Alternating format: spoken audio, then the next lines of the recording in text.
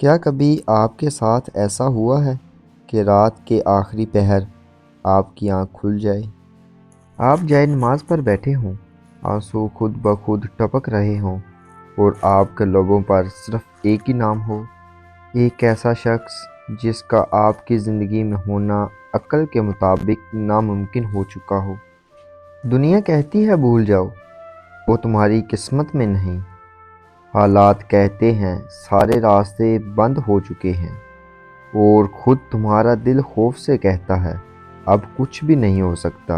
لیکن یاد رکھو، جب تم روتے ہوئے اس چیز کو یا اس شخص کو مانگتے ہو جو دنیا کی نظر میں ناممکن ہے، تو اللہ تمہارے ان آنسوؤں کو ضائع نہیں ہونے دیتا۔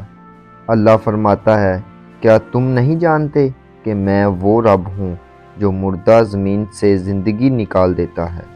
کیا تم بھول گئے کہ میں نے آگ کو حضرت ابراہیم علیہ السلام کے لیے گلزار بنا دیا تھا؟ کیا تمہیں یاد نہیں کہ میں نے حضرت یعقوب علیہ السلام کو ان کی بینائی لٹا دی اور حضرت یوسف علیہ السلام کو بھی واپس ملا دیا تھا، جب لوگ کہہ رہے تھے کہ اب وہ کبھی نہیں ملیں گے؟ جب اللہ تمہارے دل میں کسی ایسی چیز کی تڑپ ڈال دے جو بظاہر ناممکن ہو، تو سمجھ لو کہ وہ تمہیں کچھ خاص دینا چاہتا ہے۔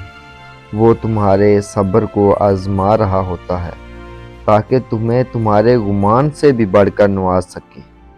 یاد رکھو، تمہارے آنسو اللہ کے در پر ایک دستک ہیں۔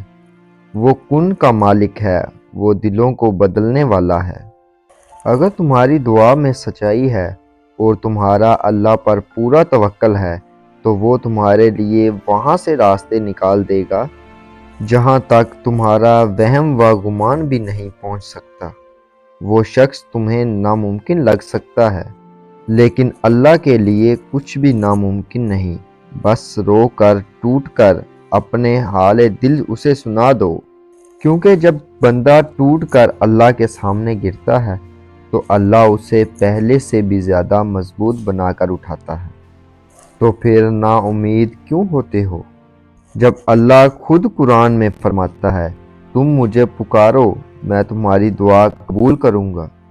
آپ اپنی ہر دعا دل کھول کر اللہ سے مانگ سکتے ہو۔